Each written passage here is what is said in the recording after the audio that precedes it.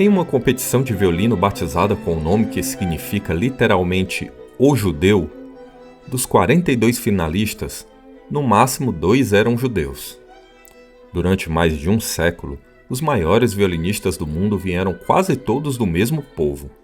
Heifetz, Milstein, Oistrakh, Menuhin, Porman.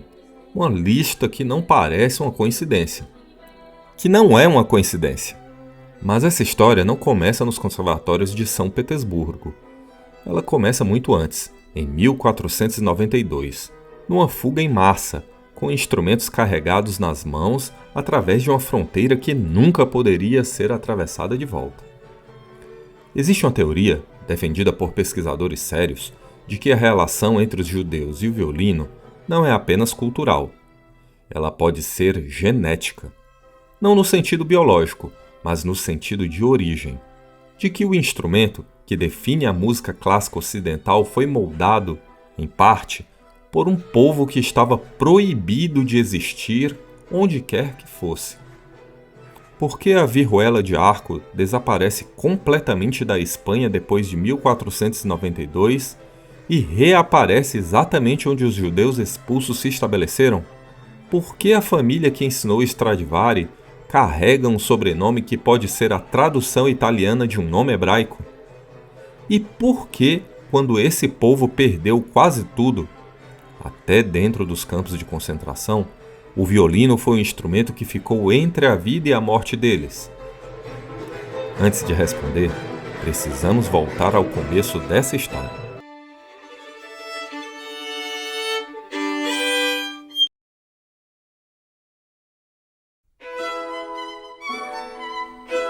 Era o verão de 1492. Enquanto Colombo zarpava do povo de Palos em direção ao desconhecido, outra travessia estava acontecendo. Menos celebrada, mas igualmente irreversível. Cerca de 40 mil judeus cruzavam as fronteiras da Espanha carregando o que podiam: roupas, documentos, objetos de família e instrumentos musicais. O Edito de Alhambra havia sido claro: converter-se ao catolicismo, morrer ou partir. Não havia uma quarta opção. Séculos de presença judaica na Península Ibérica, comunidades que tinham florescido sob o domínio mourisco, que tinham produzido filósofos, médicos e poetas, foram encerrados por decreto. Esses refugiados se espalharam pelo Mediterrâneo. Muitos foram para o norte da África e o Oriente Médio, mas uma parte significativa escolheu a Itália, atraída pela proximidade geográfica, pela língua similar ao espanhol e por cidades como Veneza, Ferrara e Milão, que por razões políticas próprias estavam dispostas a recebê-los. E aqui começa uma das histórias mais intrigantes da música ocidental. Antes de 1492, na Espanha, existia um instrumento de cordas friccionadas chamada vihuela de arco, tocada pelas comunidades judaicas, integrada à sua vida musical e religiosa. Era um instrumento da família que chamamos hoje de viola da gamba. Trastes, costas planas, tocado entre as pernas. Fundamental, mas distinto do violino. Uma família diferente, com uma lógica construtiva diferente. Depois da expulsão, esses instrumentos simplesmente desapareceram dos registros espanhóis. Não há uma única referência a ele no país durante o século XVI. E aqui está o ponto que a historiografia muitas vezes simplifica demais. Os judeus sefarditas não eram fundamentalmente luthiers. As guildas de artesãos na Europa eram cristãs e o acesso à fabricação de instrumentos lhes era em grande parte vedado. O que eles carregavam ao cruzar a fronteira não era o conhecimento de como construir, eram os próprios instrumentos nas mãos. E onde esses instrumentos reapareceram? No norte da Itália, precisamente nas décadas seguintes à chegada dos refugiados sefarditas. Precisamente nas cidades onde eles se estabeleceram: Veneza, Ferrara, Milão, Brescia, Cremona. Foi nesse ambiente, músicos experientes chegando com instrumentos, encontrando luthiers italianos do Renascimento, que algo novo começou a tomar forma. Não exatamente uma descendência direta da vihuela de arco, mas uma fermentação, uma demanda por instrumentos que soassem de determinada maneira, criada por músicos que já sabiam exatamente o que queriam ouvir. O violino, pelo que conhecemos, não descende diretamente da vihuela de arco, mas pode muito bem ter nascido do encontro entre quem a tocava e quem sabia construir. É o que levou o pesquisador Roger Pryor, da Universidade de Belfast, a formular uma das teorias mais provocadoras da musicologia contemporânea. O violino moderno não é uma invenção italiana pura, é uma invenção judaica, ou ao menos do encontro entre a diáspora e o Renascimento. Monica Huguet, violinista e diretora do programa de performance histórica da Juilliard School, foi uma das primeiras intérpretes de alto nível a levar essa hipótese a sério. Em um simpósio realizado na própria Juilliard, ela declarou publicamente que aguardava mais pesquisas para confirmar o que já parecia óbvio para ela. O violino deveria ser adicionado à lista das contribuições judaicas ao mundo. Mas a teoria não para na questão geográfica. Ela entra em território ainda mais delicado quando chega ao nome mais sagrado da luteria ocidental. Andrea Amati, o homem que a história consagrou como o pai do violino moderno, o fundador da escola de Cremona, o mestre que estabeleceu os padrões que Antonio Stradivari e Giuseppe Guarneri apenas aperfeiçoaram. O historiador Carlo Chiesa, ao pesquisar registros censitários de Cremona, encontrou algo perturbador. Em 1526, há a menção de um homem chamado Andrea, vivendo na cidade, filho de um judeu convertido ao catolicismo, com habilidades avançadas na fabricação de instrumentos. Chiesa propôs que esse Andrea poderia ser o próprio Andrea Amati e que sua família poderia ser parte do fluxo de refugiados da expulsão ibérica das décadas anteriores. E há ainda o argumento do nome. O sobrenome hebraico Haviv significa amável, ou querido. Em italiano, essa tradução direta resulta em amato, ou, na forma latinizada, amate. Era prática documentada entre judeus sefarditas que se estabeleciam na Itália adotar sobrenomes italianos que preservassem o significado do original hebraico. Se a linhagem Amati for de origem judaica, o violino moderno deixa de ser um invento puramente italiano para se tornar um refinamento nascido da diáspora, moldado por mãos que talvez carregassem na memória o som de instrumentos tocados em sinagogas da Espanha. É justo dizer que a prova definitiva ainda não existe.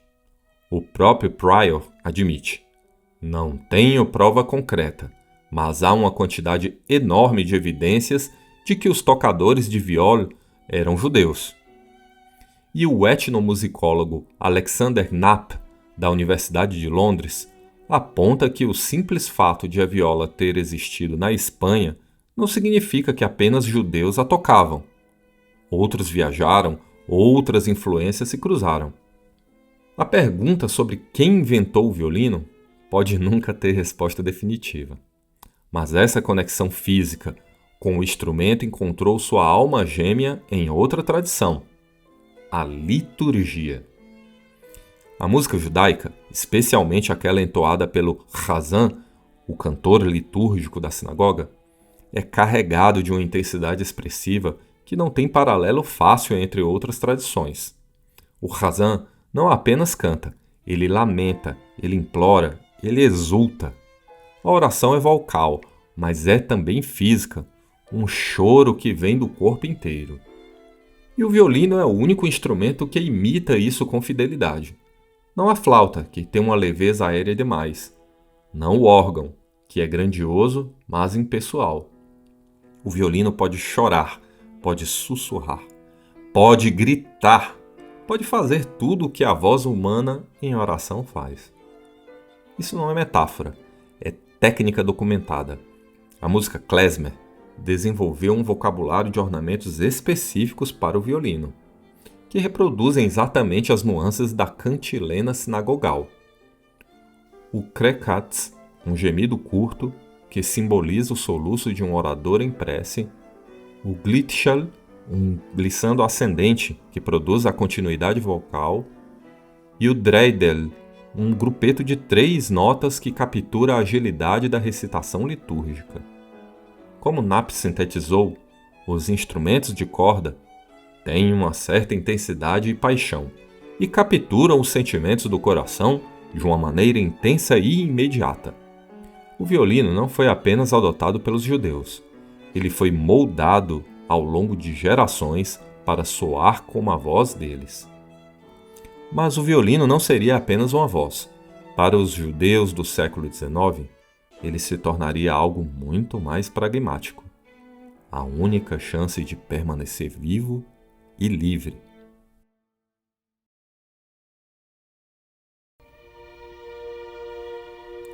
Entender por que os judeus dominaram o violino no século XX exige entender primeiro onde eles viviam e o que estava em jogo. No final do século XIX, a maioria dos judeus do leste europeu estavam confinada a Pale of Settlement, a zona de assentamentos do Império Russo, um território delimitado que ia da Polônia à Ucrânia, onde os judeus podiam viver legalmente. Fora dali, precisavam de permissão especial para residir. São Petersburgo, Moscou, as grandes cidades estavam na prática vedadas. Havia uma exceção. Graduados em conservatórios de música ganhavam automaticamente o direito de residência em qualquer cidade do Império. Além disso, eram isentos do serviço militar obrigatório, que para um judeu da época equivalia frequentemente a uma sentença de conversão forçada ou morte. O violino não era uma vocação, era um passaporte. Os números são reveladores. Por volta de 1910, os judeus representavam aproximadamente 50% dos alunos do Conservatório de São Petersburgo e cerca de 80% dos alunos do Conservatório de Odessa. E no centro de tudo isso estava um homem.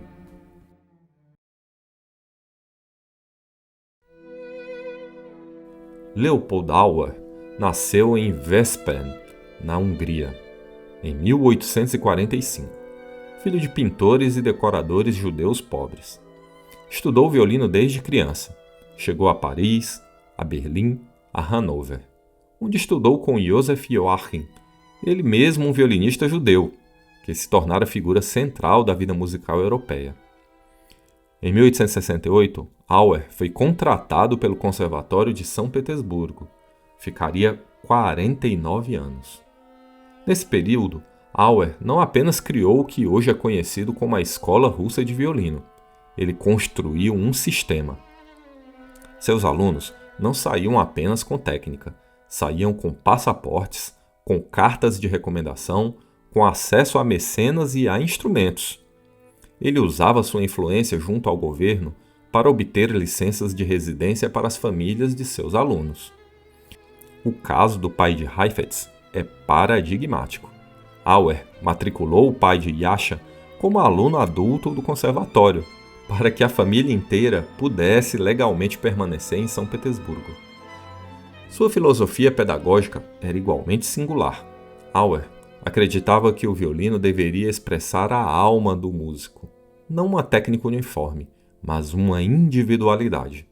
Isso permitia que jovens judeus cujos avós tinham sido cantores de sinagogas traduzissem inconscientemente essa herança vocal para as cordas do instrumento. Os frutos dessa escola foram Misha Elman, Yasha Heifetz, Nathan Milstein e Efrem Zimbalist, entre muitos outros. Tanto que, por volta de 1922, George Gershwin compôs uma cantata humorística que resumia o fenômeno em uma única rima.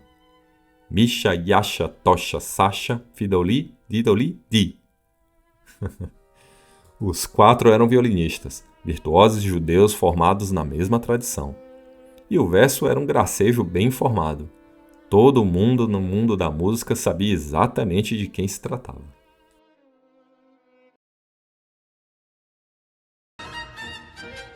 Jascha Heifetz fez seu debut no Carnegie Hall em 1917. A plateia ficou em silêncio por alguns instantes antes de explodir em aplausos. Fritz Kreisler, que havia acompanhado Heifetz ao piano quando ele tinha 12 anos, virou-se para os outros músicos presentes e disse: "Podemos muito bem quebrar nossos violinos nos joelhos." Não era exagero. Heifetz estabeleceu um novo padrão, uma clareza cortante, uma velocidade que deixava os outros violinistas olhando para os próprios arcos com desconfiança, uma disciplina que ele descrevia como prática implacável. Mas o século de ouro dos violinistas judeus não foi apenas uma história de triunfo, foi também uma história de escolhas políticas impossíveis. Enquanto Heifetz e Milstein imigravam para os Estados Unidos e se tornavam símbolos do sucesso ocidental, David Oistrakh permanecia na União Soviética. Nascido em Odessa em 1908, aluno de Piotr Stoyarsky, Oistrakh tornou-se o violinista patriota, representando a escola russa dentro do bloco oriental, apesar das periódicas perseguições antissemitas de Stalin. A relação de Shostakovich com músicos judeus como Oistrakh e o compositor Mieczysław Weinberg é um dos capítulos mais comoventes dessa história. Shostakovich incorporava temas judaicos em suas obras como forma de protesto implícito contra a opressão.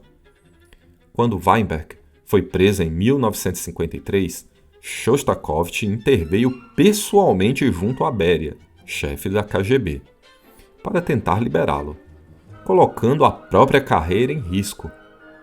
Apenas a morte de Stalin, naquele mesmo ano, garantiu a liberdade de Weinberg.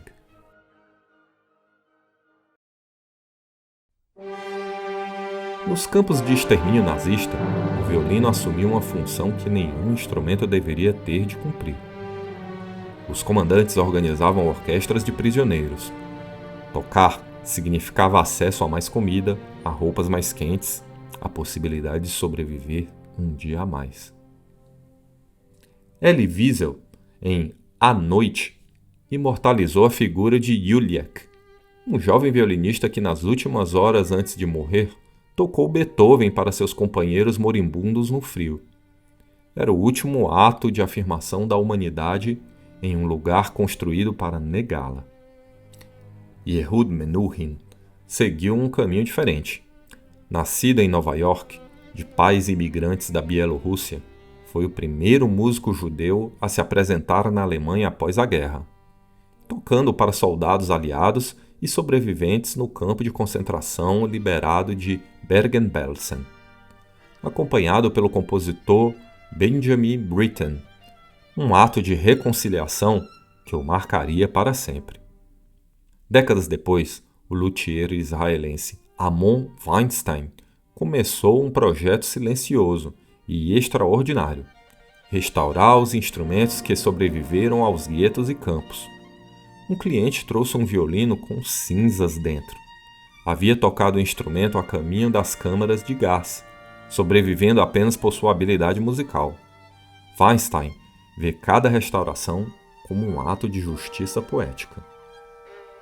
Só sabendo que algumas das pessoas que possuíram esses instrumentos não sobreviveram, mas que suas personalidades ainda estão dentro deles, disse o maestro Franz Welsen-Must. Acho isso muito tocante.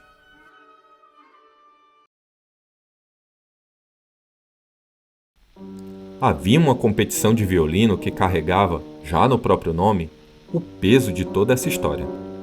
A competição Menuhin, batizada em homenagem a Yehud Menuhin, cujo nome em hebraico significa literalmente o judeu, foi criada para descobrir os grandes talentos jovens do instrumento.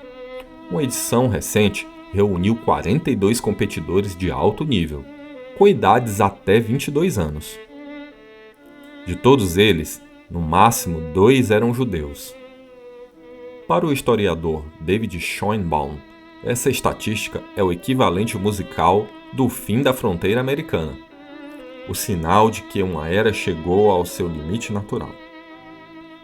Para os habitantes do planeta violino, A lista de inscrições era uma forte evidência de que o violinista judeu, ícone virtual até o fundo do século XX, estava desaparecendo rapidamente. Mas o que está tomando seu lugar não é o vazio, é outro fenômeno sociológico quase idêntico. Haggai Shachan, violinista israelense e professor da Universidade de Tel Aviv, resume com precisão cirúrgica. No século XX, era parte da cultura judaica. Todos estudavam violino. Nos últimos anos, temos violinistas asiáticos em grande número porque todos estudam violino lá. Coreanos, chineses e japoneses dominam hoje os pódios das competições internacionais. O padrão é o mesmo que Auer viu nos Shitatelim do leste europeu. Disciplina imposta pela família, educação como mandato cultural, um instrumento como veículo de mobilidade social. A maior coleção de violinos do mundo está hoje em Tainan, Taiwan. O segundo Concertmeister da Filarmônica de Berlim é japonês. O exílio mudou de rosto. A lógica não. E isso revela algo que a história dos judeus e o violino confirma com uma clareza quase incômoda. A hegemonia não foi biológica. Não houve uma alma judaica predestinada para um instrumento. O que houve foi uma convergência específica e historicamente datada. Perseguição que expulsou pessoas com instrumentos portáteis, liturgia que moldou uma estética do choro e da voz, restrições profissionais que tornaram a música a única via aberta, e um sistema pedagógico brilhante que transformou essa pressão em excelência. Quando essas pressões desaparecem, o fenômeno se desloca. O violino pertence a quem mais precisa dele. O legado, porém, não desaparece com a demografia. A técnica que hoje ensinamos como padrão, o arco longo e expressivo, o vibrato carregado de emoção, a capacidade de fazer um instrumento falar em vez de apenas tocar notas, foi moldado por essa tradição.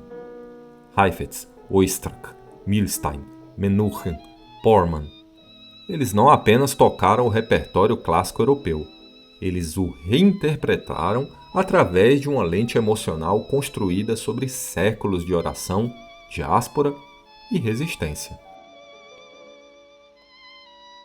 Voltemos ao verão de 1492, mas desta vez sabendo o que aqueles refugiados não sabiam. Aqueles que cruzavam a fronteira da Espanha carregando seus instrumentos não sabiam que estavam moldando o futuro da música ocidental. Não sabiam que os filhos de seus netos estudariam em conservatórios de São Petersburgo. Não sabiam que um dia um homem chamado Jascha Heifetz faria uma plateia do Carnegie Hall conter a respiração. Não sabiam que um instrumento que trouxeram na fuga se tornaria o símbolo de 5 séculos de história judaica, de perseguição, de sobrevivência e de uma beleza teimosa que nem os campos de concentração conseguiriam silenciar. O violino foi moldado no exílio, e talvez seja por isso que quando ele chora, parece que está dizendo algo que nenhuma outra língua sabe dizer.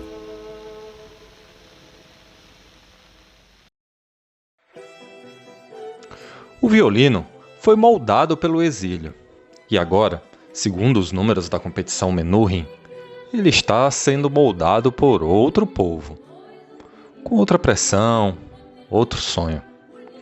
A lógica, como você viu, não mudou. O instrumento pertence a quem mais precisa dele. E você? O que acha que vai acontecer com os próximos 100 anos do violino? Quem vai ser o Heifetz do século XXI? Deixa aqui sua teoria nos comentários. Eu leio todos. Não esquece de curtir, de se inscrever no canal e clicar no sininho. Eu sou o Francisco Darling, esse é o Violin Family e a gente se vê na próxima investigação.